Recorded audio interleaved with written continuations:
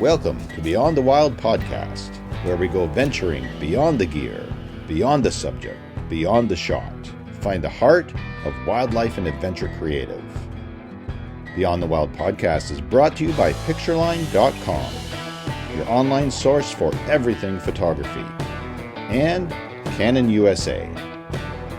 Listen in, we share tips and tactics learned from years of journeying into the wild. Your hosts are Jason Loftus, Ron Hayes, and myself, Mark Raycroft. Let's begin another episode of Beyond the Wild. Welcome to another episode of Beyond the Wild podcast. Tonight, I'm joined with co-host Jason Loftus, of course. How you doing, man? I'm doing good. I'm excited for tonight's episode. I've been a little bit busy though. I've been getting ready for our trip to Africa, so been packing and trying to get things to fit in the bag and deciding which camera gear to take and how to take it and what's the best way, all that fun stuff. So seems like you have it nailed, and then you start thinking about things and you question it and second guess it and pack and repack. And so yeah, I'm kind of in the throes of last minute packing and trying to get ready and leaving out on Friday morning for a couple weeks in Africa. So excited about that. But That's awesome.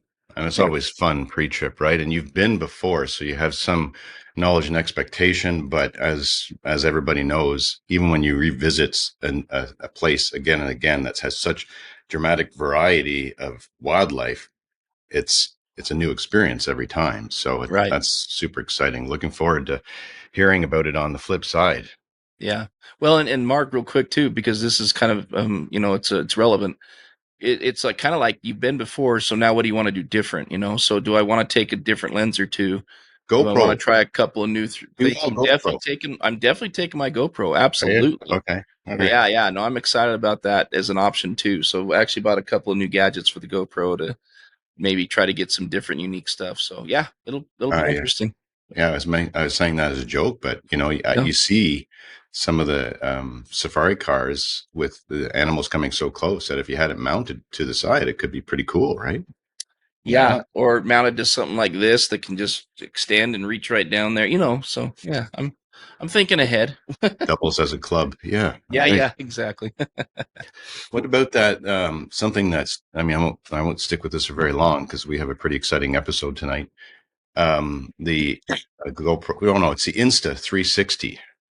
4, I think, is the new one, shooting in 8K. I've seen, or I know of, a couple of people using those, and I've been really tempted because of the variety of content you can get by spinning the video, because it records everything in all directions. It seems pretty sweet setup, Yeah, and also the fact that it makes an invisible stick for your storytelling. right. Right. So that'd be fun. Just saying that, just to see if you can have another expense to bounce off picture Yeah. line before your trip. You have time. They Well, probably have a everybody new knows photo. me. I'm quite the vlogger, so I just Well, it's not the be all and end all social media, but it is part of the world now. So yeah, it's fun with the new gear, right? New it technology to is. play with and Yeah, it is great fun. content. So yeah, Colin will be waiting for your text, but obviously that'll be uh, well before this podcast airs. Hmm. So tonight we have a really cool um, guest and storyline about his path in wildlife and nature photography. And Kevin Konitshek is on the episode tonight, and he had a huge self-driven passion project last winter and spent a lot of time and effort on it. And he's going to share the trials and tribulations of that today and what it entailed. And looking forward to the stories. I've seen some of the photographs collected from this massive effort of his, and it's admirable, really. So, Kevin, welcome to Beyond the Wild podcast. It's great to see you again. We saw each other briefly last fall on a trip, and it's nice to see your smile. And I've followed your stuff on Instagram for years, and I've always appreciated. I mean, if somebody goes to the highest height on a mountain, I'm thinking of you, up and down, and just loving goat country, for instance. Your effort is top notch, and always appreciate seeing that and the quality of your work as well. Yeah, it means the world, Mark. Thank you. Yeah. What got you? Let's just take a few minutes for our audience sake, and what got you into wildlife photography in the beginning, and what drives you to the extremes that you undertake to collect the unique images you do. Yeah. So, what got me into wildlife photography was just kind of my whole life been always been going to my grandpa's house. He lives up in the mountains in Colorado, and I live just kind of in the Front Range, so not too far from the mountains of Colorado. But so we would just spend all kinds of time together outdoors, doing all kinds of things. You know, we'd ride horses, ride ATVs. We'd see sheep, goats, elk. I'd stock up on deer and antelope crawling on the ground ever since I could remember, just trying to get close to them, stuff like that. So I've always had that interest in wildlife. My grandpa, he's taught me so many things, and then as I found photography as a way to, express the joy that I find in wildlife and outdoors, I was able to take it even further and just kind of use that as a way to learn about the outdoors. And man, it's just fun to look back and think about all the stuff that I know now that maybe I didn't even know just like 5 years ago. And yeah, it's not even a hobby, it's a lifestyle. It's who I am. So yeah, that's what got me into it, and it'll just keep going from here on. That's awesome. I sense one or two different T-shirts out of what you just said. Yeah, it's not a hobby; it's a lifestyle. I love it. That's a Yeah, great it's a shirt. good shirt. Yeah. So what? Why don't we just dive in with what you? Why did you decide to do what you did last winter? What did you take on, and of course, how did it pan out? Yeah, so just can go ahead and say that this whole goal was kind of based around using camera traps.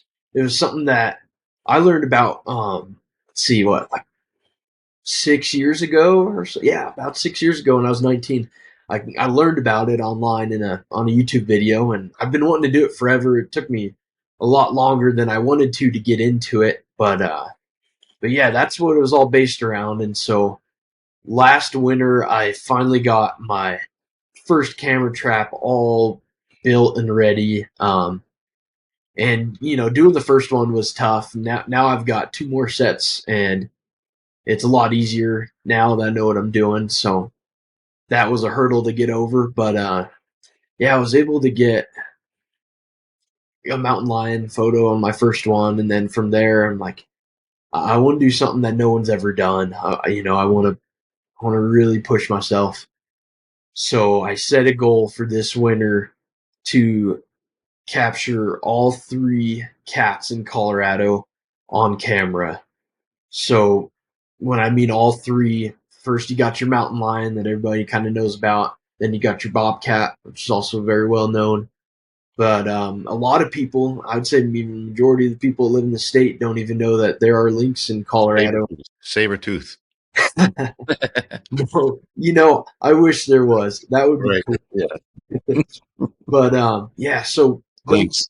there are Canada lynx in Colorado. They were reintroduced starting in the early 1990s into the early 2000s. It's kind of like a history, geography kind of lesson for Colorado and the lynx is when you look at the West, talking about like the Rocky Mountains, the backbone of the continent, the Continental Divide. You see on like a satellite map, if you were to take a look, you see Colorado, you see maybe a little bit of mountains in New Mexico, and then you see the whole like Yellowstone area in Wyoming. And then once you get into Montana, it's kind of a big chain way up into Canada, up in the Yukon and all that.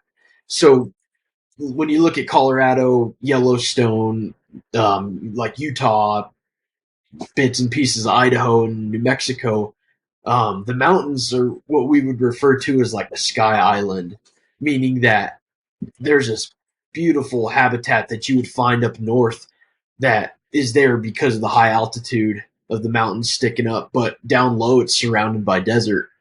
Um, so out of all these sky islands, like the Colorado mountains, of the Rocky Mountains is the largest sky island.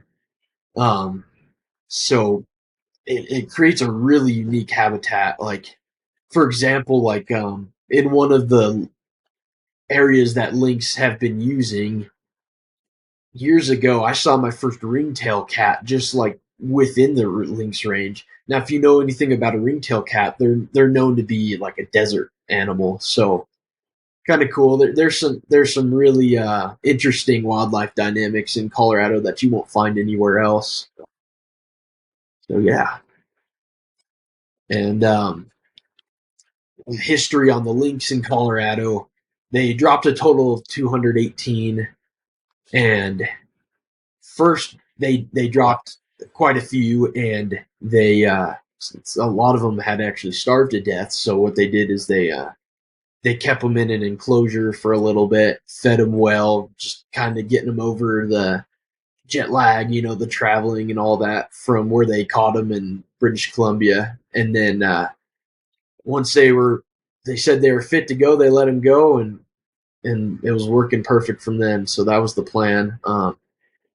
I know if you go online, they say there's about 250 to, what was it? I think it was 250 to 350 is what it says on one thing online back in 2018. Colorado Parks and Wildlife recently made a post which really caught my attention. They made a post about lynx with a trail cam picture that one of the wildlife officers had gotten, and said 150 to 250. So it's like, that doesn't sound good. I don't know what the deal was with that. But anyway, I think it's fair to say there's 250 to 300 is what I would think in the whole state. And then I would say carrying capacity in the state's probably going to be 600 to 700 someday. But we'll talk about it a little more. But there's definitely some hurdles for the Lynx to get over to make that carrying capacity happen. So Kevin, is with that introduction, is the population grown to that level over the years on its own, or did they have to introduce more cats, or what's the? Yeah, so I don't know the exact details of how many was dropped at certain times, but I just know there was 218 dropped, and it was between, if I remember right, I think it's 1991 was the first one, and then it was sometime in the very early 2000s when the last one happened. So it was spread out quite a bit. Um, I think I think that all of the original ones are gone. So, Oh, just because it's over 20 Lifespan. years now. Yeah. So, yeah. So is there there's a solid snowshoe hare population up there as well? I mean, because I know most where lynx live, they're tightly correlated with the snowshoe hare populations, fluctuations, right? Their populations go up and down with the prey, so Yeah. it makes sense So there. yeah, there's quite a bit of snowshoe hares, and really they're going to be above 10,000 foot plus. I've seen lynx tracks at 12,000 above timberline. Like they'll go anywhere, but yeah, they're going to mostly be above 10,000. And in the summer, I've been trying to research lynx just the past couple weeks, and I'm learning that the snowshoes are following the snow line up. So in the summer, it's going to be even higher. Like if you were to see a lynx, it's probably going to be right at timberline or even above. So, Very cool. but one thing that I wanted to say too, you brought up the fluctuation thing, which I think a lot of people, if they know lynx, they've heard about the historical data showing fluctuations of snowshoe and lynx. So high snowshoe, there's going to be high lynx, and then the lynx, eat the snowshoe, and their population drops, and so the lynx drops. And it's just a roller coaster like that. One thing that's interesting in Colorado is I don't think that fluctuation will happen. You got to look at it as a totally separate population. There's no lynx in Wyoming. There's the closest lynx is 600 miles in a straight line in North Montana. So there's no, from the data that I've seen, there are no mix between Montana and Colorado. They're totally separate populations that don't see each other at all. So the Colorado population, there won't be that up and down fluctuation, I believe, because there are snowshoes below 10,000 out of kind of where the lynx are hanging out. And then also, the lynx are going to be along the Continental Divide, kind of the highest point in the state, from the south to the north, and along the Continental Divide is where all the ski areas are. And I know the lynx avoid the ski areas, but the snowshoe hares are all over in the ski areas, so it's kind of like a sanctuary for them. So I, I see them spreading out of the borders of the ski areas and other things too, even just development. Kind of keeping cats out of there, out of neighborhoods up in the forest, stuff like that. So I think that snowshoe hare population is always going to be there. It's not really going to fluctuate much. So yeah, Cool. And your interest in, I assume the interest in doing this big project in the winter is the fact that you can track and see where movement occurs. yeah, yeah. The tracking, of course, you can't really have that quite as good in the summer. Like nowhere near as good in the summer as in the winter. And then another thing about winter is just wildlife condenses. Everything on average is gonna drop and go down. The snowshoe hares they stay up pretty high in the winter, but I think a lot of them come down through the winter too, and they'll condense in little pockets and stuff. So it makes it Yeah. easier to track and find everything. So. Yeah. So where did the idea to do the project come from? I mean, I know you wanted to try something different. I think when we chatted earlier, you were talking a little bit about the idea of using the camera trapping, which you've kind of found a invigoration for and a passion for recently, and then trying to do something unique that nobody else has done. But what really drove you to do this project and to use the camera traps instead of trying to go do it? Like, why not just go out and try to photograph all three cats, for Right. example? Yeah, so I'll talk about that. Just trying to photograph them by hand that's kind of the term I say now that I'm Yeah. doing camera traps a lot. But like photographing something by hand, really, people have done photographing of mountain lions by hand, bobcats. That happens pretty commonly. People, get lucky and come across one. Not for That, me, just to be clear. yeah. Oh yeah, I'm there with you too. But Same for mountain lions. Yeah, definitely. yeah, Yeah.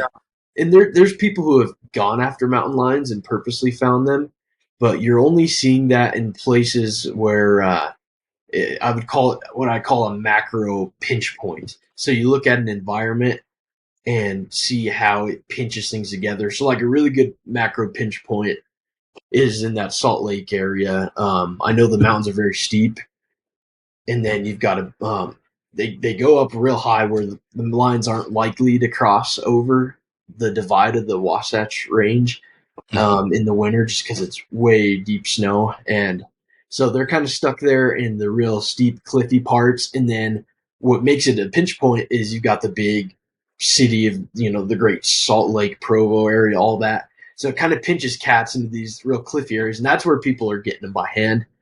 When you look at Colorado, the mountains are taller and more weathered, I'd say. So they're not as steep. They're not so cliffy. They're more just massive mountains of forest. So tracking a mountain line to try to see in person is going to be near impossible, just because they could go anywhere. They have so much space. They don't really have these pinch points.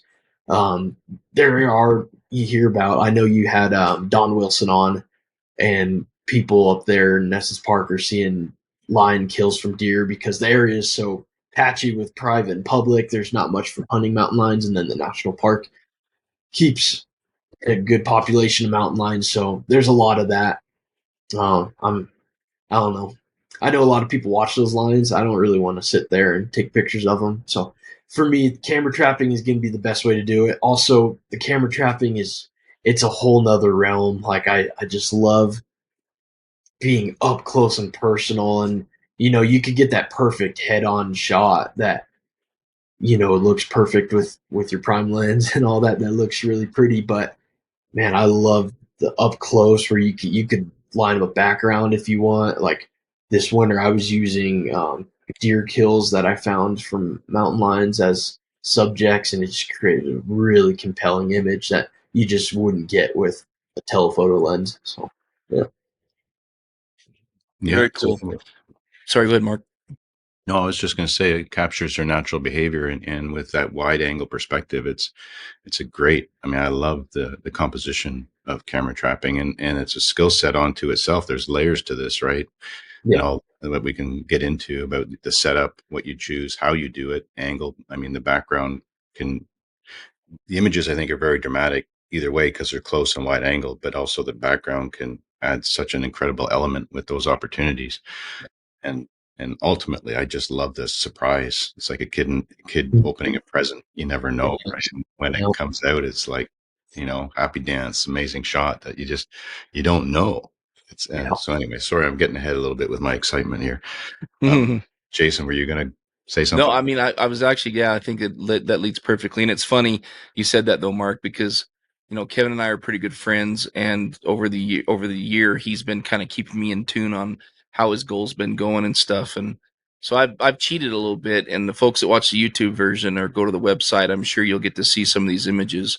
And he's shared some of them, but he hasn't shared all of them. So I think he's doing us a favor and having kind of them be kind of the, brought out, if you will, on the show here. So, Kevin, thanks for that, first of all. And every time he sent me a photo, I'd be like, "Oh man, that's so cool!" I could feel the excitement coming from him, and the success of meeting the goal when it all came together. And yeah, I've been real excited to talk to you, Kev. So, but Third thing I wanted to add real quick, kind of yeah, to your question, you kind of spaced it, but yeah, with the whole Lynx thing, I'm wanting to create a story. Just recently, especially getting into camera trapping, but even with the telephoto lens too, I'm starting to appreciate the value of a collection of images, not necessarily each individual image just being, bangers spot on, like the sharpest, want to zoom in and see all the little hairs, but even just the value of a dynamic image. And what I mean by that is like not just a headshot, but tying in some sort of element with the subject to create a dynamic image. And so I want to do that. I want to make a story, use these dynamic images, share a collection of not even just the animal, but even like the animal's tracks, or threats, like threats for Lynx. We're talking wildfires, traffic on the highways. Sometimes they're getting hit by cars, but yeah, things like that. Just trying to piece together a story because I think there's so much more value to a story than just like one banger headshot. So Yeah, that's yeah. you're going all editorial now, man. That's Mhm. great because it tells that story, right? It gives you the chance to show people not just an amazing perspective of this animal, but their life, where they live, their world. exactly. That's That's what I want cool to that do. you're looking at that broader perspective. And yeah, that's what editors love. Right. If you can tie in, make a storyline of your effort with this variety of um, the world according to a Lynx, Yeah. yeah, that has a lot of appeal. Yeah. Something people don't see, and especially the addition of the camera trapping, right? Those intimate images, Yeah. pretty amazing. Well, and it ties in perfectly with the conservation project of the Lynx, Yeah. and being able to maybe understand and learn something with your camera trapping of, what I was going to earlier was, how many cats did they actually introduce? And the reason I asked that, right, is because I was trying to understand, is there a stable population that is growing slowly and Yeah. spreading slowly, or are they really starting to, are they fighting with keeping a number of cats on the ground and having to continue to reintroduce? And if that is the case, why? You know what I mean? I'm curious, right? So it's a Right. neat Yeah, project. I would love to expand on that just a little bit if you don't Yeah, mind. yeah. So yeah, You're so, man. You're the guest. As I so cut you off, just saying, do what I say. Say it. Go. so like I told you, there was 218 introduced, and they're thinking there's around 215, and so we're talking over 20 years since the last one was dropped. So when somebody hears that, they're thinking they're not growing, they're not doing good, and I think they're doing good, but I think like the very first ones, I think there's some environmental challenges to them. Like when you look at the mountains in Colorado, everything's just a little bit different. So like these lynx were taken from far up north, so they're used to the long winter nights and the long summer days. I think that can affect things. Also, our snow is going to stay around a lot longer in the season since we're so high. We're going to have the forest covered in snow in early June, and there's things like that. But even just getting used to so much more people. I mean, there's nowhere in Lynx country that's going to be anywhere as close to the population density of humans as Colorado. We have our wild spots. We have huge wilderness areas and stuff, and they're usually way out of where a lot of people are going to be. But there are some high mountain passes that do cross into prime lynx habitat, and so really the biggest killer right now, and I think it's more of a long time killer, is going to be the beetle kill. All the beetles that eat the pine trees, they eventually die, and then the forests are dying, and the lynx rely on snowshoe hare, and the snowshoe hare rely on tree cover. So if we're losing trees, that's not good. That's all going to snowball, and that's going to hurt the lynx. Also, wildfires, same kind of effect, but more now, not so much a long term effect.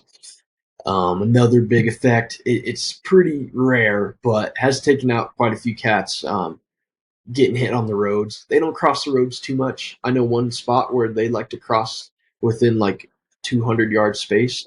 Almost every time I see tracks going across, but I even was able to get one of my favorite photos of the story was I saw the lynx track, and so I waited for it to be like uh, blue hour at the end of the day. And so I got there with my tripod and a wide angle, and I kind of framed up the tracks and the highway, and I did a long exposure. And this is in a quiet area where there's not many cars, so I only got a few chances, but I got lucky to do a long exposure of the car lights coming by. And one of the cars that came by was a snowplow, and then a car behind it. And what made that so special was the snowplows drive really slow, so it left a really nice, vibrant, long strip of light, which just tells that story. That's like a dynamic story of there's lynx tracks, there's a highway. That's a problem. That's a conflict. So yeah, it was a cool image. But those are the things. And then one other thing that we're facing in Colorado is the potential for the management of mountain lions to end. Mountain lions are really the only, I would say, like consistent predator of lynx. And I know it's pretty rare for all that to happen, but in the summer, the lions will come high enough where the lynx are. In the winter, they're pretty much totally safe, the lynx.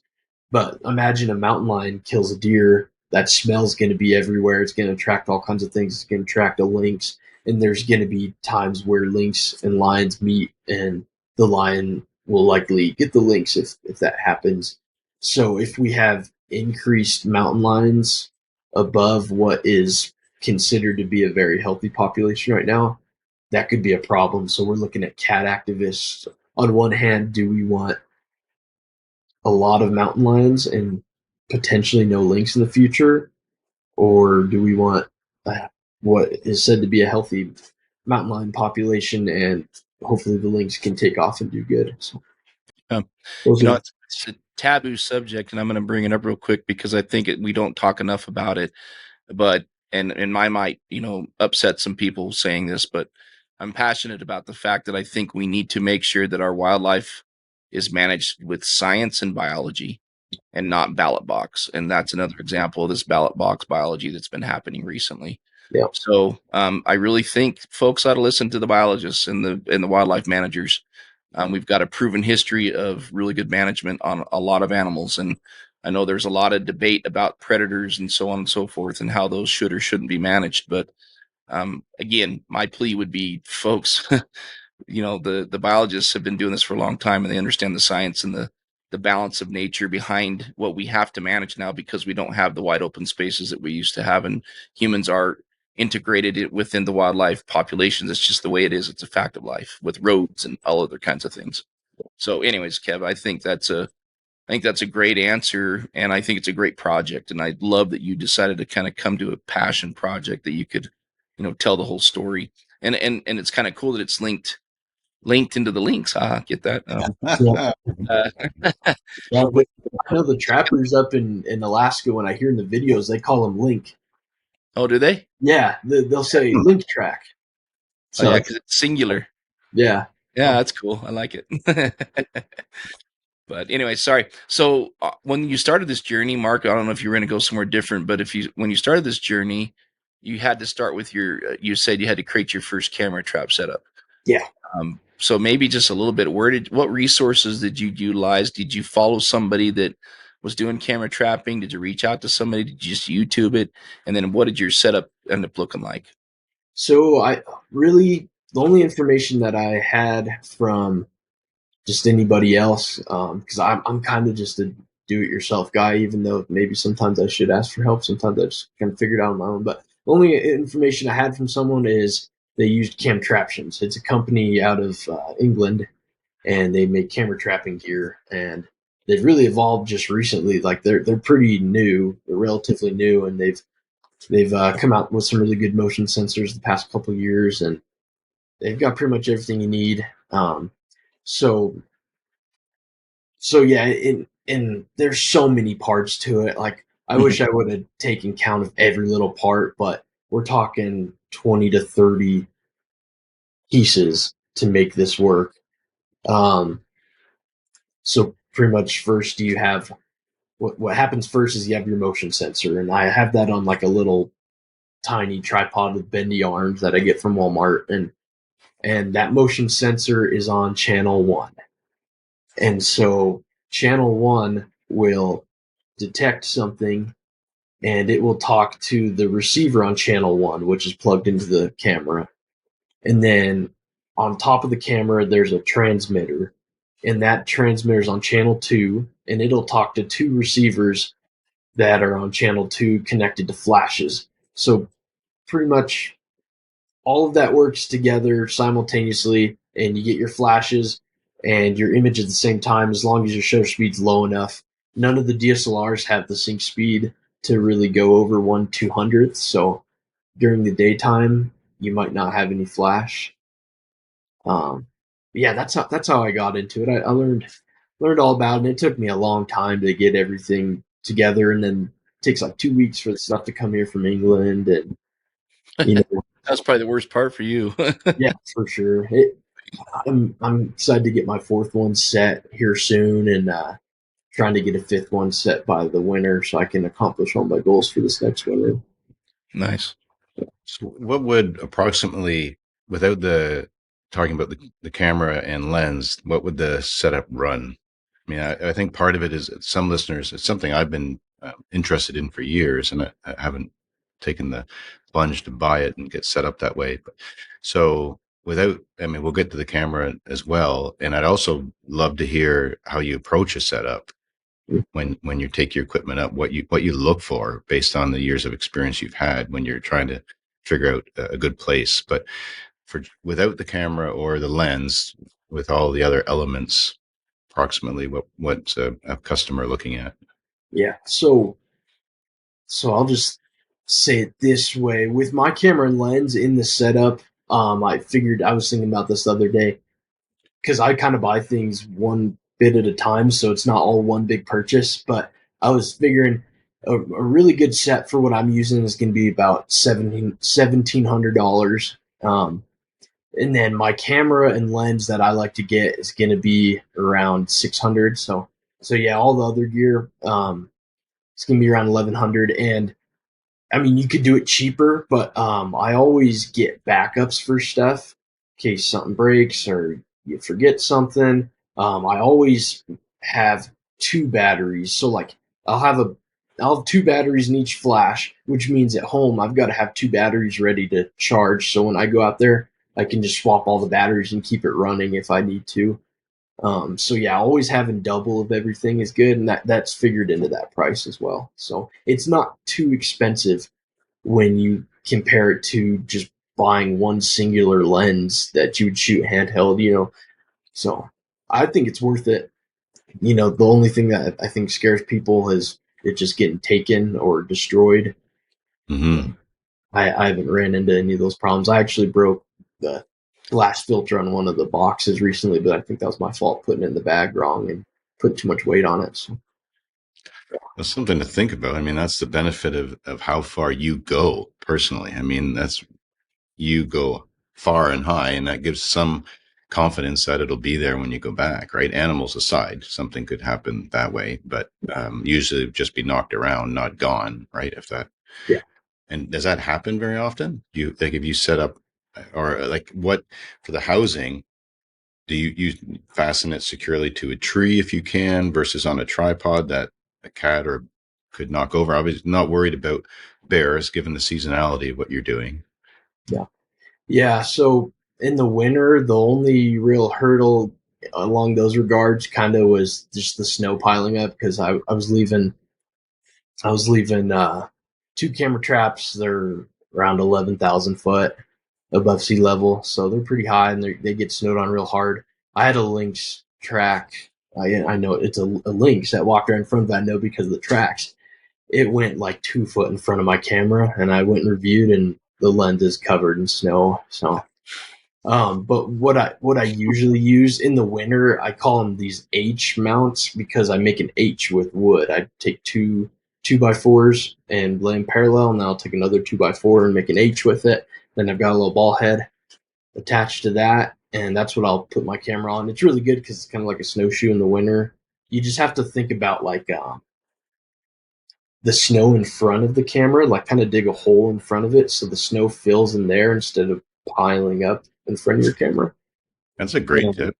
It in the gives you summer, I use tripods. I use tripods in the winter, but mostly just for the flashes.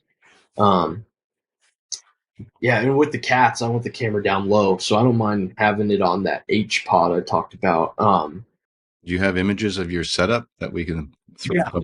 I have quite a few images. I usually take a picture of everyone just because. Actually, I want to mention my buddy. His name's Ethan Eisenhower. He's a photographer. I'll give you guys his Instagram so you can show him because he actually makes my camera trap housing and the flash housings for me.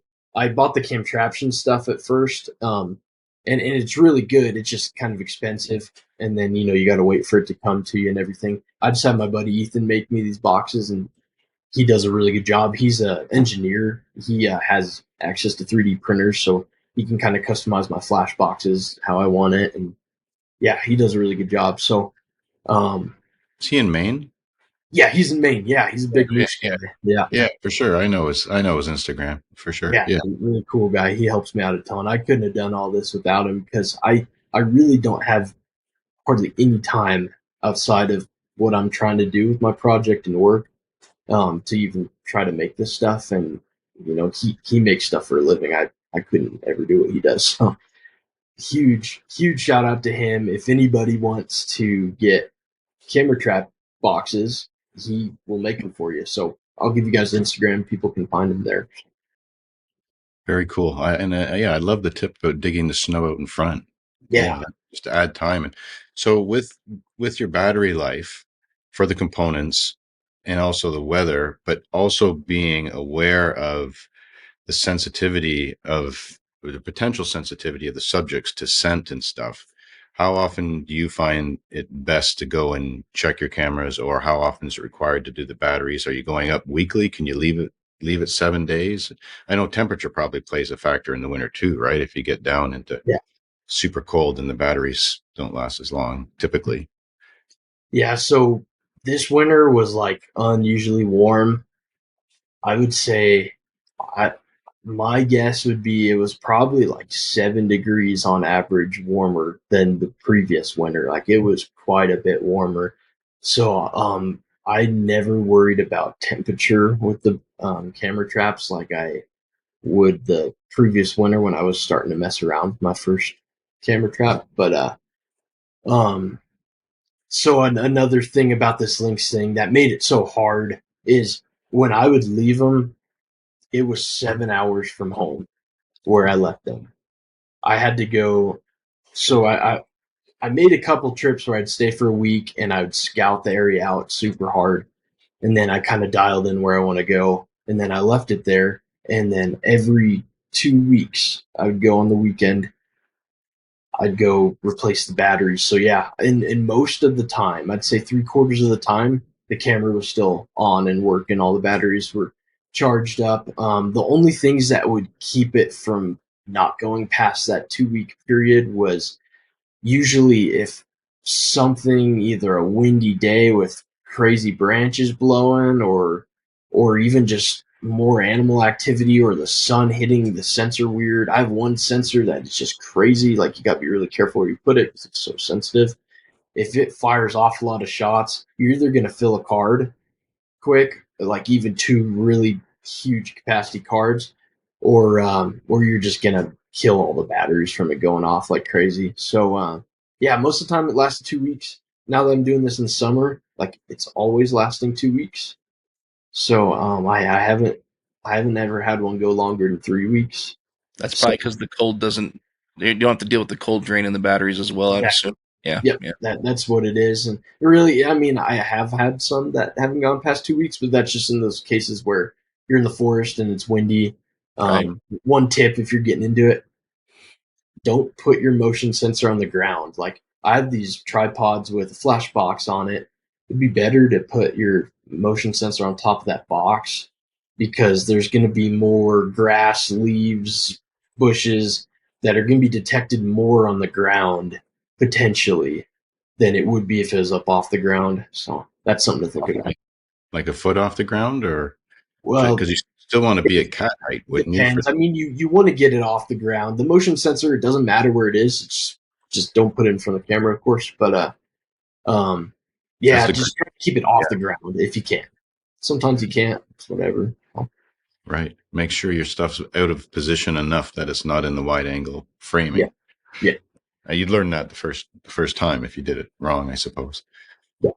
So when you're doing your setup for newbies, or people that want to get into it, you've got your camera in the housing, dual flash, one on Usually, either side. yeah. Usually that's what's gonna paint the picture better. I haven't gotten into the creative flashes where you can put them in different places to kind of make what you could maybe say more of an artsy looking picture. I want to experiment with that some more, but for now, I'm just trying to capture the images that I really want and capture them good. So I'm trying to paint the scene really well with light. Um, the way that I usually go about it is I'll have my camera in the middle, and then on one side, pretty close to the camera, like not very off. I'm talking like angular, Hmm. like it's pretty in line with what the camera's seeing. Is going to be my subject flash. It's going to be the flash that is a little closer, so it's going to light the subject more. And we're talking the animal, of course. It's going to light that, and then on the other side, so like let's say I put the subject flash on the right, we're going to have what I call a fill flash on the left, and it's going to be scoot back a little bit more and maybe even a little more angled out from the camera, and it's going to be on a higher power since it's further back, and it's going to be a wider angle since it's further back, and it'll just kind of paint the scene better and fill in any shadows that could be from that subject flash. That's your basic setup. Sometimes I've used one flash just to carry less weight when I'm going way up high and above timberline and stuff like that. But you could paint the whole background with multiple flashes. I just haven't done that yet because every flash, like I was saying, is going to require two batteries. There's going to be one that's always there or that is there, and then one at home ready to swap with other, and so that's expensive. So I'm at two flashes per camera right now. Do you do like a test shot before you leave? Make sure your Oh, setup's working right. Obviously, I mean, but if it's in the day, how do you know your flashes are working properly? How do you know you got your settings set properly? yeah. So I wish I could have a better answer that's easier for everybody to understand, but I've played with them so much. Like, I'd go down the basement, turn all the lights off, play with them in the dark. I'd play with them in the day.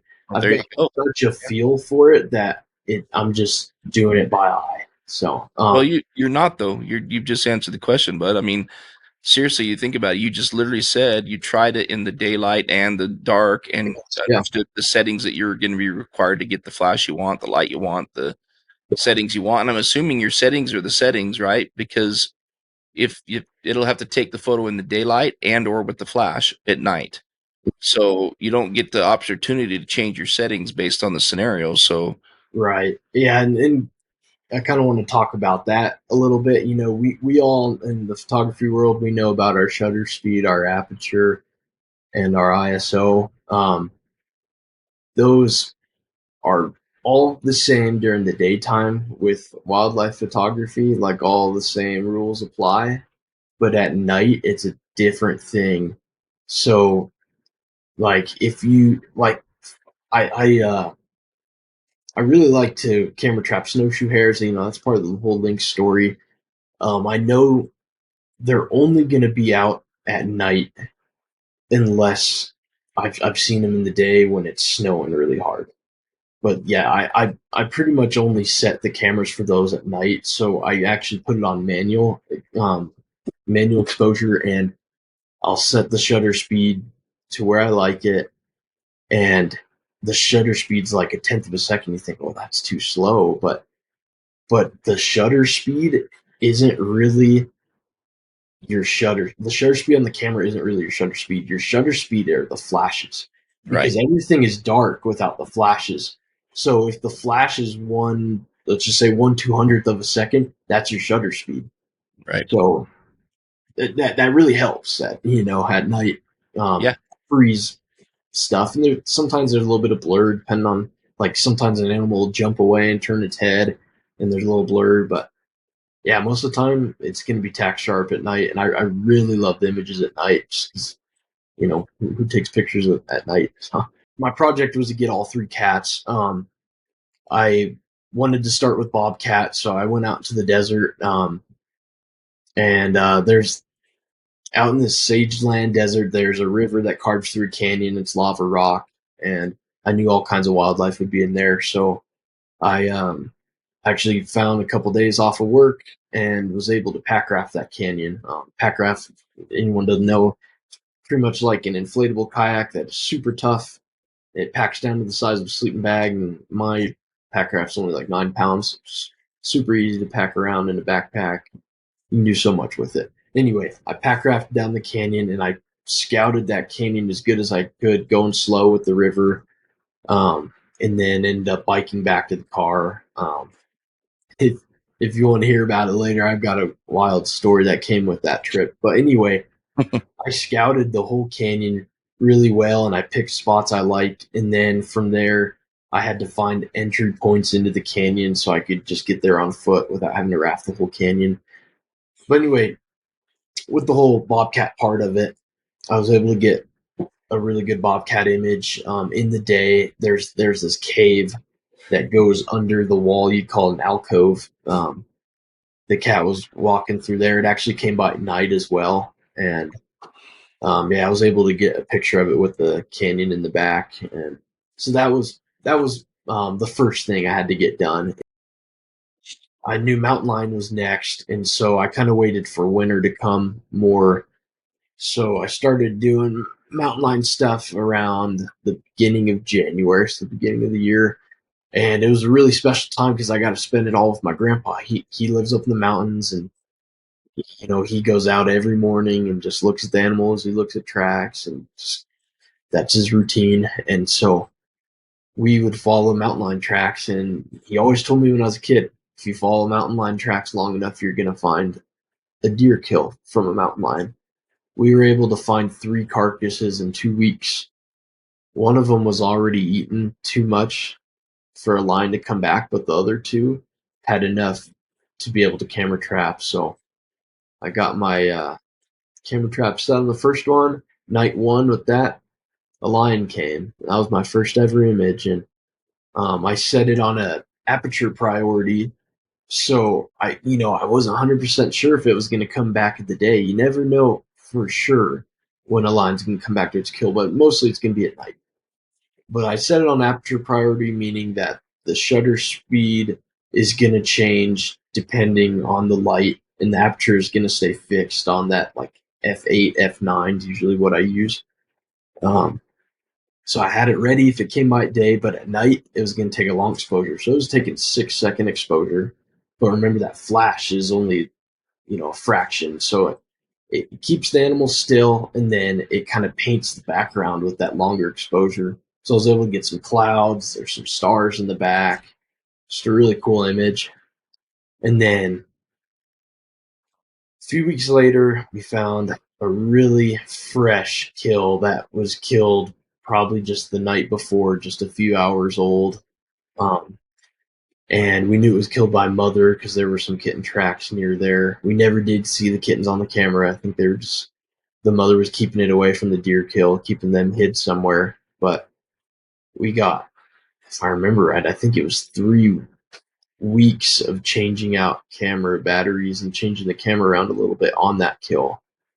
Um, so the first ones I was just kind of doing a basic shot with the kill and frame, and sometimes the cat would be cut off a little bit, like the tail would be cut off or something like that. So eventually, when it was getting to where the backside was eaten out pretty good, because that's where cats are going to eat. Most all predators are going to eat the backside of the animal first. When that was all eaten out, I knew it was going to come up front, and so I knew that was how I was going to compose a really good image, getting the cat in the frame and showing just a really compelling, like dynamic image of the deer and the lion. So I stuck my camera about 3 foot from the lion's or the deer's head. The ribs had kind of been eaten on a little bit, so that was showing. And yeah, that one just blew my mind. What happened? I got images of a cat with like just meat in its mouth with this deer below it, and it's all in the frame. Nothing's cut off. I have a picture of the deer in the lion's mouth, picking the deer up, trying to rip the flesh off to expose more meat, and man, it Yeah. was just the most insane thing. The whole time there's a fox. There's 2 foxes that would come by too, so that creates some really cool images as well. And I got to spend all that time with my grandpa. He would go check it. It wasn't too far from the road since they're kind of condensed in these canyons in the winter. But yeah, he'd go check and he'd tell me if one came by or not. Crazy thing, mountain lions kind of have the name Ghost Cat. That's kind of a nickname for him. So he had a trail camera set on it that would text pictures of what's going on. And that one was out of service. So I got one of those little things that you plug into your phone. You can plug your SD card into the phone, and showed him how to do that all on his own. And before I ever checked my camera trap, I'm like, wow, no mountain lion showed up. Like, I see all these foxes, but no mountain lion ever. It never took a picture of the mountain lion, and it was there for like an hour. It's the weirdest thing. Like, that's such a ghost cat thing to not show up on the trail cam. But then we end up checking the camera trap, and there's all kinds of pictures. But we spent so much time together, and it was just such a good time to do with my grandpa. I think honestly, to me, it was more work, setting all the cameras, worrying about if it's gonna work. He was just along for the ride, and he was having a good time. So he's expressed to me that he had more fun doing it than I did, and yeah, he loved it. He had big smiles on his face when I'd show him the pictures. And to him, it didn't matter if it was the most perfect picture. Just seeing the mountain lion was the coolest thing. And yeah, we just had a blast. So Yeah. That's cool.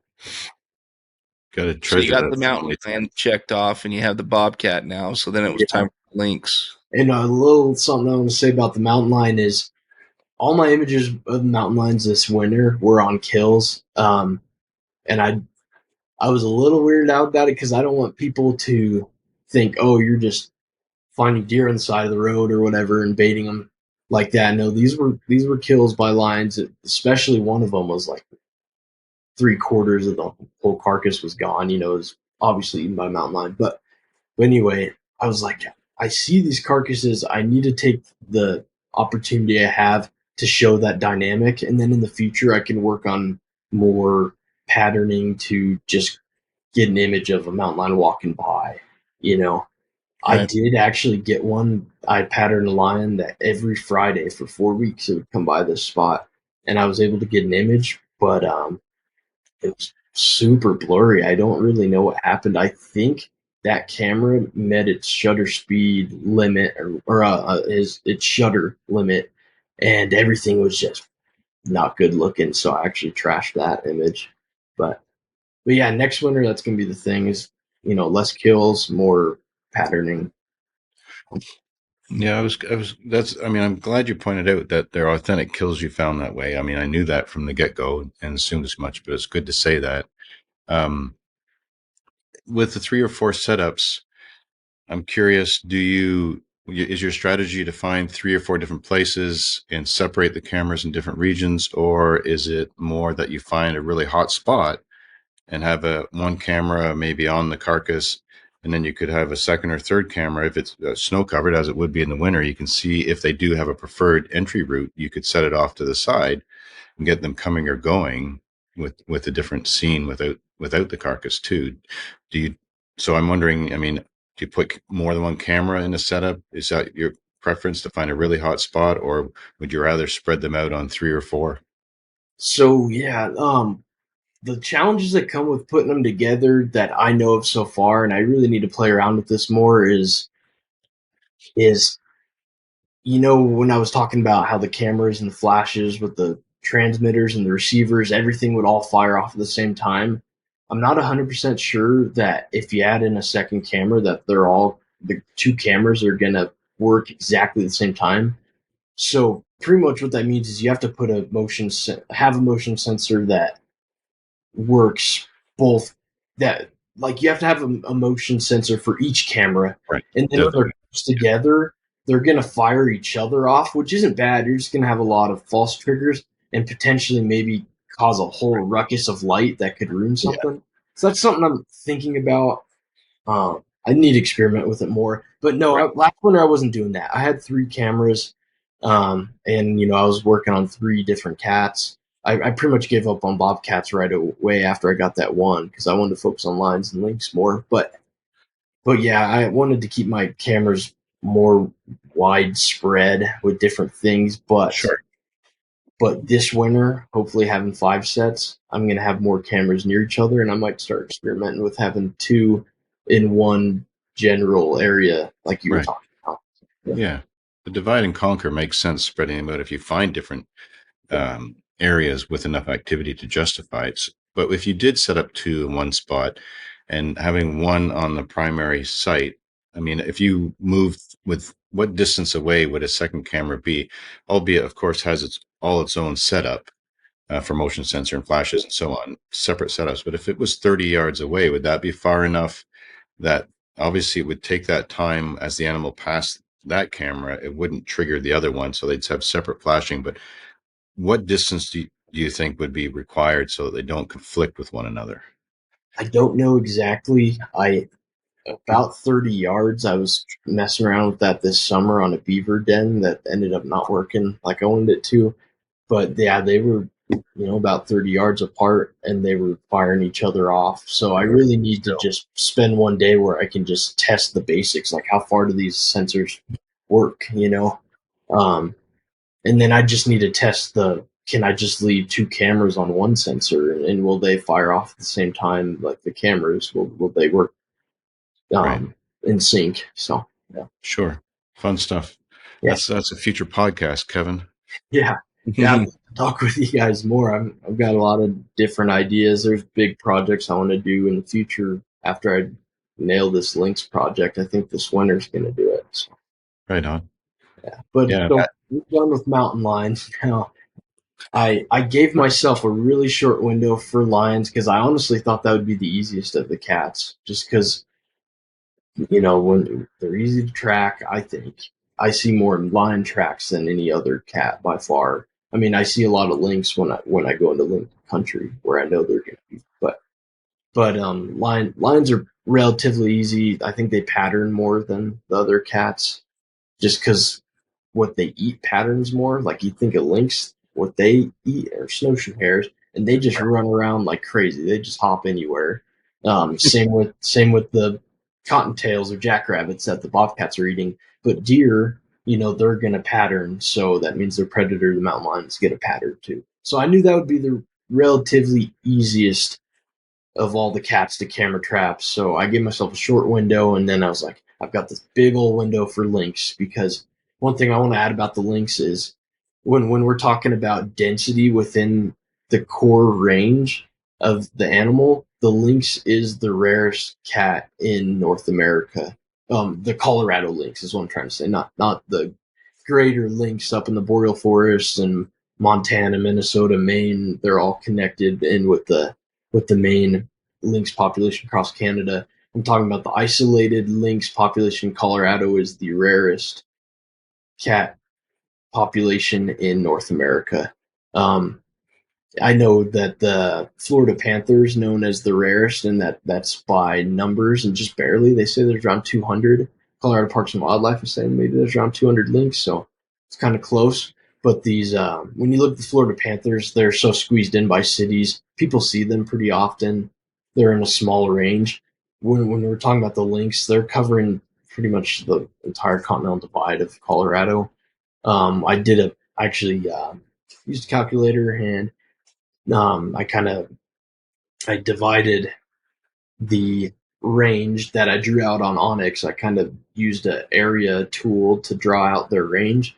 I divided that amount of acres by the estimate of lynx, and I just used 300 as a conservative estimate, and that put it at one lynx every 17,500 acres. And then I did the same thing with the Florida panther population, that put them around one every 10,000 acres. So the lynx was almost twice as rare as the Florida panther. So that was really what intrigued me to lynx. Is like, this is so rare. No one's doing this. I don't think anybody's really gonna do it after I do it either. It's kind of gonna be my little thing for a bit. So when I got to it, I used e-scouting to pick the zones I wanted to. If you just look up Colorado lynx, you're going to see a map that shows a rough area of where they're mostly going to be at, but that's just a huge mountain range with hundreds and hundreds of different drainages they could be in. So I used e-scouting to find those macro pinch points I was talking about, and it led me to an area where you got big mountains that they're not going to go into, and a canyon that kind of pinch them into this area. So I went and scouted there, and my first day scouting in December, and just this is all on skis as well. This would be impossible to do on snowshoes, but yeah, on my touring skis, I'm going out there, and I found this cave thing. It's kind of a cave. It's like an overhang, and the lynx went in there. So I marked that on my map. I have a million marks on my map now of spots where lynx are going. And then this other spot is a really cool drainage with huge steep mountains, like 300 degrees around it. It just has one little drainage to exit. I'm like, that's a pinch point. And then one side of it is forested, and one side is like all avalanche chutes. So that pinch points them within the drainage even more. So what I did is I kind of started with a circle, like a spiral circle. So I kind of did a big perimeter around the outside of that tree den area, and then I just slowly got tighter and tighter and tighter until I got in the middle. That was going to be my strategy of tracking them and feeling out the area. After that, I got all my zones picked. I had a spot where lynx had crossed 3 times within like the past week or so. Just the tracks were, one track's old, one's newer, one's real new. Skied over that, came back the next day. There were lynx tracks on my skis, and that's when I texted Jason. I was like, "Dude, this is gonna happen. I'm gonna get a lynx this winter. I know it." Hmm. And so I was able to get one really good image of a lynx in that cave thing I was talking about, and then on the other camera, which was in a totally different drainage, I had a lynx walk behind the camera once, a foot behind the camera. I had it walk 1 to 2 foot in front of it, but it was covered in snow, like I was saying. And then finally, I did get a picture of it, but the flash batteries were dead. So it didn't light up the animal quite right, and the animal's further away than I even wanted it to anyway, so it didn't really bother me that much. There is some shadow detail, so I brought up the shadows, you can see it and everything. It's just not the image that I want. So I'm going to try to get that again next year. But yeah, what it is it's a special dynamic image. It's Lynx with mountains. I mean, when you think about the core Lynx range, they're covering the relatively flatter boreal forest of northern Canada. And they're just stuck in the forest, and that's it. They're just forest dwellers. Well, in Colorado, I like to call them mountain lynx. I don't want to call them the Canada lynx. These guys, they go above timberline. They're way up in the mountains, and you're not going to find that anywhere else really, because there's snowshoe hares down low in Montana and Canada. They don't have to go high, but here they do. They have to stay high to be in that semi-boreal forest type of forest that you'd find up high in Colorado. Um, so this image had a huge mountain in the background, like the mountain drops down, there's avalanche chutes, and then it drops right down into this boggy, willowed area. It's all covered in snow, and the lynx, I would pattern it going through that opening, and then it would walk along the line of trees, and that's how I pattern it. And I'm gonna line this mountain up in the back, and ended up getting it, but I know I'll get it better next winter. I know I'll get the cat closer with flash on, and it's gonna look good. But it's a dynamic image. I don't want to get lynx in the forest in Colorado. Like anybody could go do that in Canada, where there's like 10 times more lynx.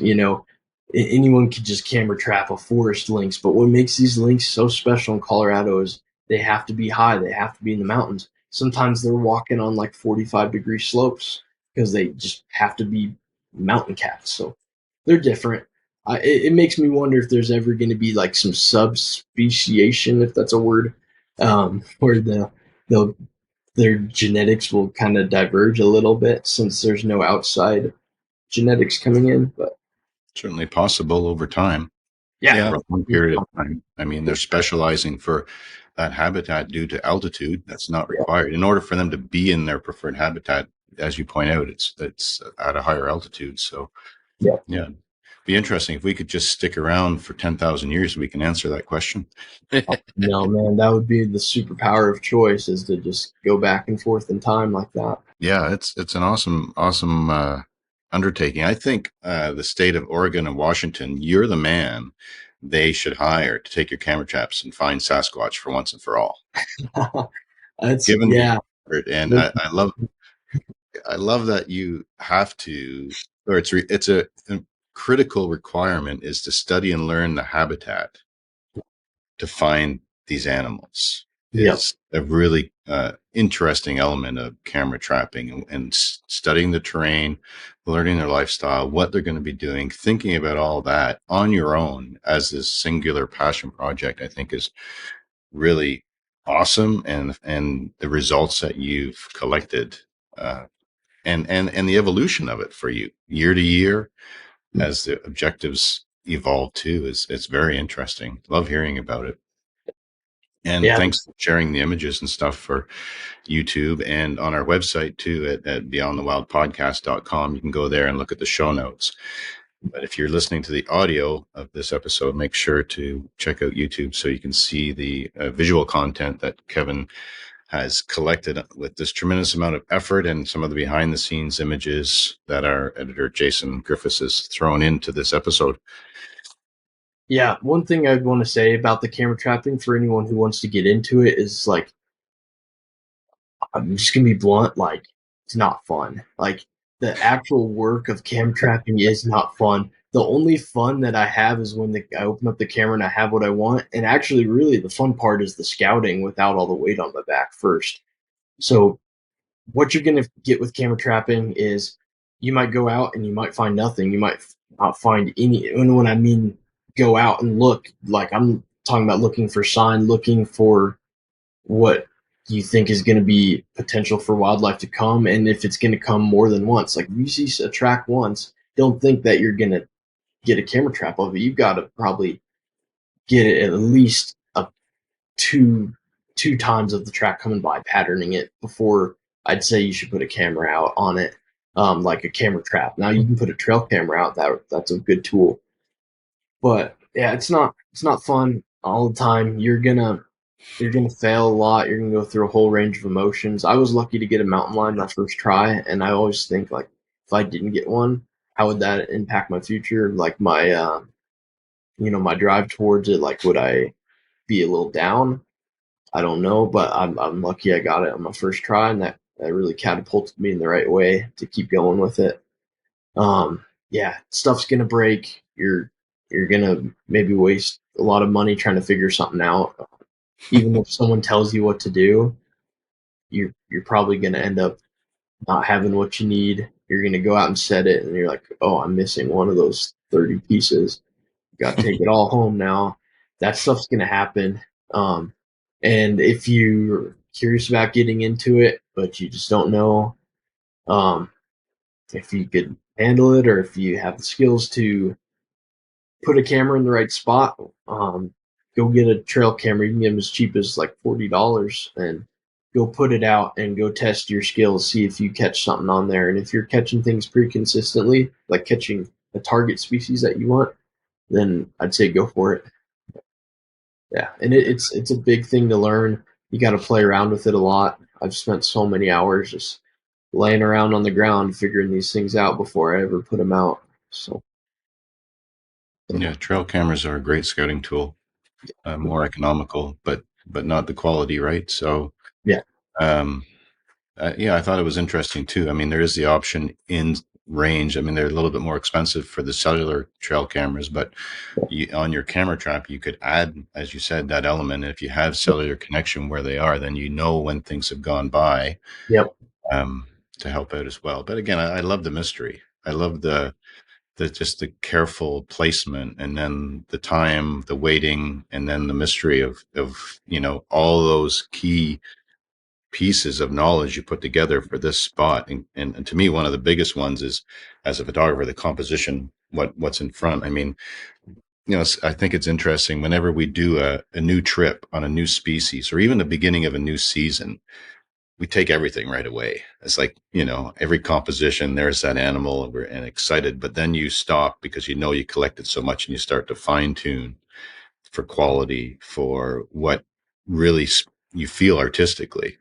yep, And I think with camera trapping, there's so much fun to be had with that. But as somebody who loves to explore the wilderness on foot myself, I love the scouting for it, and the habitat and the things you learn and see just doing that's rewarding too, yep. right? With the grand prize being the images like you've collected here. Oh, I was just gonna say, kind of going off what you were just saying, it with the lynx in Colorado, I wouldn't be surprised if I go my whole life and I never see one. I mean, when someone sees one on the side of the road, it blows up. It's all over the news if they're able to catch a little cell phone video. But it's amazing when you're going out there and exploring and just looking for them, and you're not pressured about getting a shot. You're just out there with just food and water, and that's it. And you're just scouting, no pressure, no cameras, no nothing. And you're looking and just enjoying being out there in the wilderness and looking for these animals. And you see these tracks, and you start to notice pattern time after time. You see like, oh, this lynx is kind of zigzagging this time, where sometimes it walks straight, and you think like, maybe the zigzags is it hunting during the day because those snowshoe hares are going to be hiding down low, so they're kind of zigzagging, looking at the hiding spots. Where at night they might just be cruising straight, waiting for a rabbit to run in the middle of the night. So you notice all these things. You're like, wow, I'm probably never going to see this lynx, but I see all these signs that show me this lynx. I feel like I know this lynx already, and I've never seen it, and it's all just from tracks. And I just think that's such a beautiful thing. It's so cool to get to learn an animal just by seeing where it walks. So, yeah, there's still a connection, right? Yeah, that's awesome. I love how you put that. Come this far with this passion project. You've got the bobcat, you've got the amazing and the super cool mountain lion images with the camera traps. You've been in lynx country, you've collected some, but you're leaving us with a bit of a cliffhanger here. What's the suspense? What's yeah. So I'm just gonna collect more links and just maybe maybe different angles. Maybe I can even see if I could try to get one handheld potentially. There's so many options, so many different ideas that I have to make a really complete story.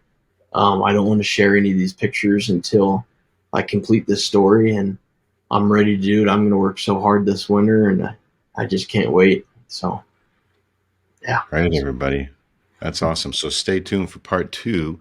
Hopefully, no pressure on Kevin for this winter. We know he's out there, but if it comes to completion, then we'll follow up on a future episode, and we'll Yeah. keep in touch with him as this project evolves. Perfect. Beautiful. Yeah. So I know just a little bit ago you mentioned there was something else I wanted to talk about. Quickly, just one more thing before you put in, just general tip, not winter related, because winter has its clear benefits with the tracking. Yeah. But for people thinking about getting into placement on habitat for a camera trap and or trail cameras, if they're just starting out to try and experiment with this type of photography, is a log or a beaver dam over. So log over crossing a stream, animals will use that. I mean, we've seen it's on social media, and people do, like a year of time of whatever animals cross this log. But those for me are always fun things to look for non-winter, from spring through fall, because the animals, whether it be anything, will use the log to cross the stream. And beaver dams function very similarly because of the beaver flood on one side, and it keeps the animals. So it's a pinch point through habitat for Yep. travel corridors. So those are things for people to watch for if they're thinking about setting up um, for images remotely like this. That's what I was thinking. Earlier I was saying macro pinch points. That's what I'm talking on a larger, just landscape scale.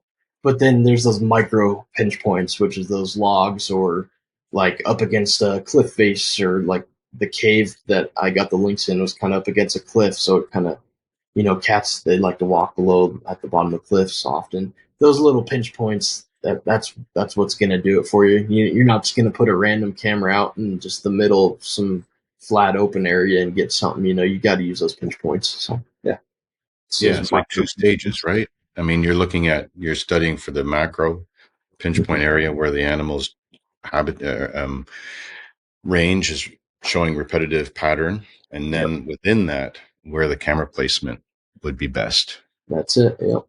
Yeah, right on. Yeah. So about the other part, me and Jason have been talking for a while. I knew if I told Jason a while ago, I was like, hey, if I get all 3 of these cats, which I really didn't think I was going to do, the Lynx thing is so hard. But anyway, I didn't think it was possible. I was like, Jason, if I get all 3 of these cats, can you have me on the podcast? Can we talk about this? He was like, sure. So the whole time I wanted to have this podcast be about my winter, and my winter is just full of all kinds of ups and downs. I had the highest highs from the most insane lion images, just learning Lynx and becoming like friends with the Lynx, I like to say. Just all these amazing things happened, but I also had crushing lows. I had images ruined by snow. I had, gear break, just hard stuff, and then just one really, really hard blow that just it kind of, it's going to affect me my whole life in a way, and it's a really hard thing. But I'm sure a lot of people in the wildlife photography community have heard of the name Carson Hughes. Carson he was an amazing wildlife photographer. When I started talking with him just over social media, he reached out to me, and he's just big ball of energy. It's just like the brightest light in the world. He was just the greatest, nicest kid ever. He started reaching out to me when he was 17. He turned 18 February 2nd of this winter. Um, Gosh, he was just the coolest kid. He would sit there and listen. I told him about e-scouting. I gave him all my tricks because he just wanted to learn. And like an hour later, he'd come back with screenshots of Google Maps with lines and dots drawn everywhere. And he really took everything I had to teach him to heart. And you just don't see that in people. And he's so young. He always said the perfect things. He always did the right stuff. He was an amazing photographer. His composition was amazing. He's from Indiana, I should have mentioned, but he's from southern Indiana. Like, I don't know of any other wildlife photographers from that area. That's not really a wildlife hotspot for any means. There's a lot of private land. The access is tough. But he had a little state park that he'd go to, and he'd kayak everywhere. He covered the entire lake and river feeding into the lake. Oh man, he was just the coolest kid. He worked so hard, and I was so proud of him. And he always said that he wanted to make me proud, and he told all his friends that I was his role model and stuff. Gosh, but unfortunately, on March 15th, Carson had passed away while he was out kayaking in that lake, and I remember sending him a message early on in the day when I found a really cool bobcat pattern, and I was so excited to show him because we'd show each other our stuff that we'd see, and I never got the message back from him. And that was just really hard. I probably knew Carson in a way that maybe nobody else did. We he was just my best buddy. But they had a service for him in his small town in Indiana. The town's probably 1,600 people. They closed down the high school for the day to have the service, and I decided I wanted to go out there, and I wanted to speak at his service, and so I got in contact with his parents, who were just amazing people. They will be like a lifelong family to me. They are just amazing people. But I was there to speak at a service, and you wouldn't believe there had to be at least 3,000 people that came through that gym that they had the service at. I mean, he touched so many people's heart. He's just such a good person. But yeah, that was the hardest thing of the winter. I had my highs and lows, and I'll never forget. Just never forget what happened. How hard that was for me. How hard that was for his family. So everybody loved that kid. He was amazing. So I his family's amazing. I keep in contact with his mom a lot, just to make sure she's doing good. I even called her on the way home today. Um, but yeah, that was hard. And so whenever I'm out somewhere and I'm having a good time, sometimes I feel a little guilty that my buddy's not out there having fun like I am. So I always try to leave his initials somewhere. CH Carson Hughes. I'll write in the snow with my finger, or make CH with some sticks. Just never forget. So, and that was a part of my winter. That's what I wanted this story and this podcast to be, with my winter, and unfortunately, that was a part of it. So yeah, but I wanted to say Carson was amazing. He touched my heart, touched many others' hearts, and we'll never forget. We always love Carson. So, this is his bracelet right here. It says #Be Like Carson. So yeah, he's a good guy. Yeah, it's interesting, Kevin. I think a lot of people did know him, and I know when that news hit social media, it was pretty hard for a lot of people.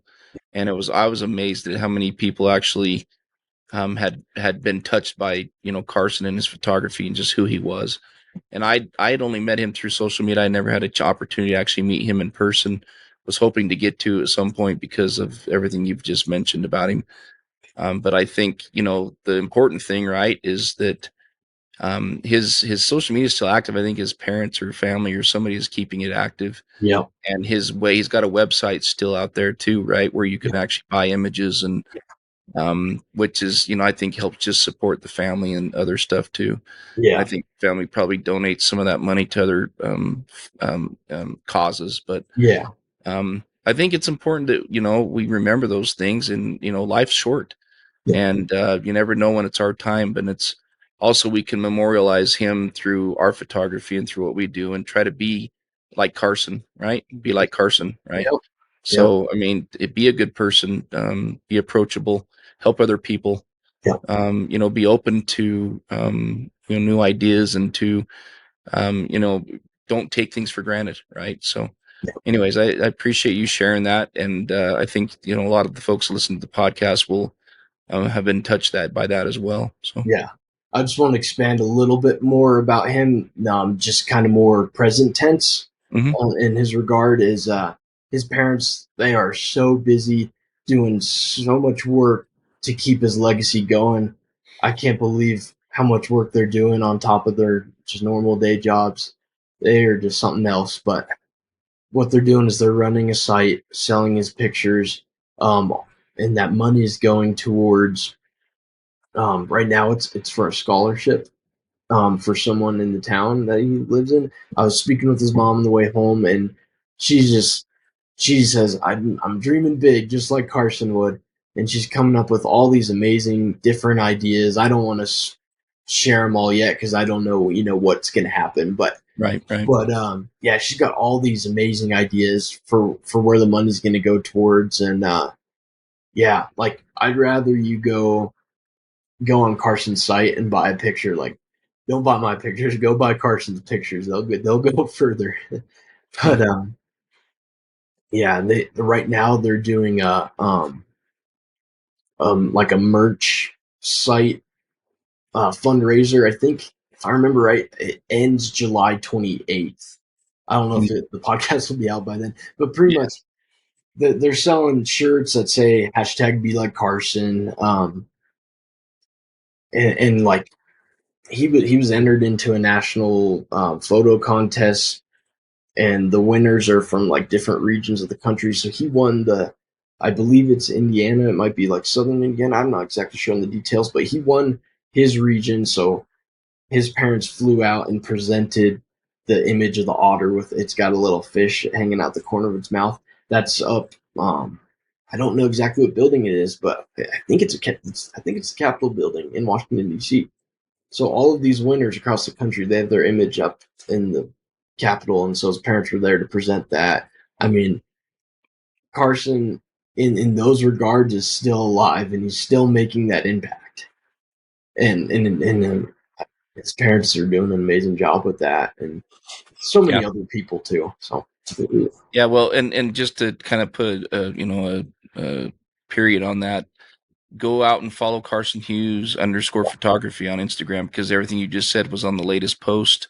yeah, And if you want to keep up with other ways to help contribute to the scholarship or whatever, yeah, again, his parents are real good folks, and they're keeping that legacy going through his photography and his images and that. So, yeah, I think that's a good way to give back maybe to the community, even because I'm sure those scholarships will go to somebody that's really in need of them. So yeah, 100%.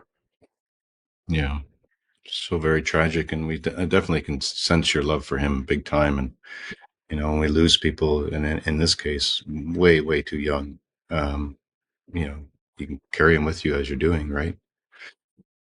Too. But yeah, feel for all his family and loved ones. Those kinds of tragedies are not what we expect day to day. Yeah, And yeah, wishing them all the best. yeah. Just at first, like I was saying, I felt guilty that he wasn't out there doing what we all love to do, but you got to remember that he wants you to do the best you can do. Be like him, go out there and work really hard and go make it happen because that's what he wants you to do. So just whenever you're out there and it's tough or something you got some kind of challenge, just think, just be strong like Carson. Go make it happen and don't hesitate, don't hold back, just give it your all, just like Carson would. yeah, Yeah. Don't take life for granted. I mean, it's so easy when our day to day stresses and to dos, right? Yeah. But life is robust for those that live a long, healthy life. But there's no guarantees, and even then, as we get older, it seems to speed up more and more. And so, make the most of your time. Tell the people you love them, and make sure you do things that feed your soul and your passion, because we're here for a good time for us and to give to others, as Jason pointed out. Keep that in perspective too, or those opportunities. yeah, Kevin, I appreciate you. That was a nice tribute too. So we appreciate you for the tribute, and we appreciate you for coming on to the show tonight too. I mean, I've been looking forward to this conversation for a long time, and I really do think we ought to do a follow up in a year or so and see what other things you've learned and what other animals you've captured and where your legacy story here, your project goes. I mean, I think I told you, early on is that's one way to, get published is to do both the editorial piece and tell a story with Yep. your images, and you can tie it to conservation or a lot of different things. So I'm excited to see where you take this project Yeah. ultimately. Thank you. And you deserve the recognition for it. So hopefully you can put it a nice bow around it here over this next year, and have you back on to chat more about what you've learned and what other things you're chasing down. But, Yeah, I can't wait, guys. Thank you so much. yeah. Yeah, I think it's very cool. And it does, I have a lot of potential put together for editorial. It's unique. The story's unique. The Lynx, especially, but all three and covering the habitat you have. I mean, there's different elements that could be shared for different types of editorial, but you definitely have something there. Yeah. So I hope it goes big for you. Thank you. I appreciate it. I just can't wait. I love winter. I just want to say one more thing about me is I just love winter so much. I grew up skiing. Skiing was my whole life as a teenager. So I love putting the skis on, and now I'm using them to find wildlife and track cats, and I just can't wait for next winter. There's so much more to come, and I'm ready for it. So I'm excited. Awesome. As long as you say stay safe, buddy, because I know Oh, how I won't say reckless, but how you don't have a problem with testing your limits. Let's put it that way. So Yeah, I was a big action sports guy. Kind of the name of the game with action sports is how far can you go without getting hurt, and I just kind of have that attitude with everything. And so yeah, I'm pretty safe. I swear to you, I'm pretty safe. yeah, this isn't on you at all. But yeah, obviously, when any of us go anywhere into the wilderness, it's important to tell somebody where we're going Yeah. and how long Oh, we'll of be, course. and, Yeah. and especially if there's no cellular connection, Yeah. Yep. and if Which there's is pretty opportunity. much everywhere in Lynx country. So I definitely let everybody know when I'm in and when I'm leaving and when I'm back. So yeah. Yeah, yeah, that makes sense. Because I mean, even the most skilled, it happens to the most skilled people in the outdoors. Things do happen, and Yeah. or if there's opportunity to do it with somebody, is always good too. But just generally speaking, but yeah, always keep people informed. But it's not on you. I know you're super careful and very experienced and very skilled, Kevin. But just generally speaking, heading into the wilderness. Yeah. Sure. Well, it's been fantastic hearing about this story, and I thank you for sharing the images and the story with our listeners.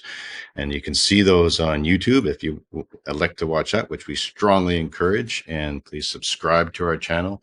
We appreciate any comments, positive comments and reviews. Those help us with the traction with the algorithms, starting out with this exciting new Beyond the Wild podcast.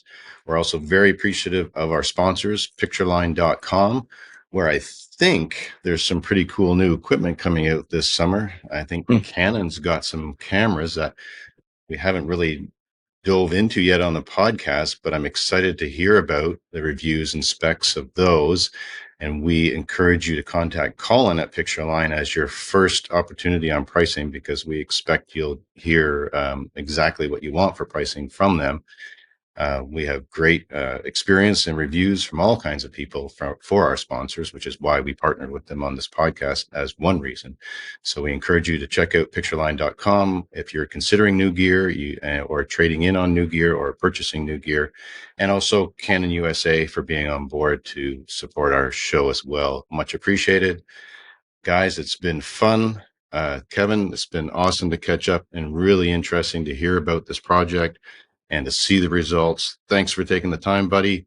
Best of luck in the field in the months ahead. And Jason, Africa bound, live it up.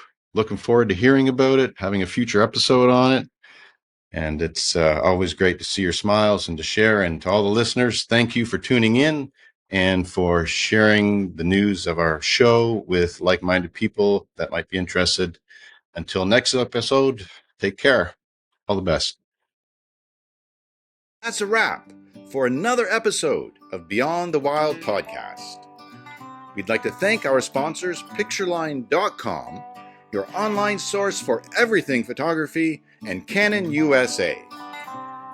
Follow us on Instagram at Beyond the Wild Podcast, and make sure to check out our website at beyondthewildpodcast.com for additional show notes, information, and photographs for all of our episodes. You can watch our podcast on YouTube, where we'll include video and photo content, and subscribe. We welcome your comments, questions, and feedback on all of our social media platforms. We hope that you enjoyed this episode of Beyond the Wild podcast. Until next time, embrace adventure in the great outdoors with a camera in hand.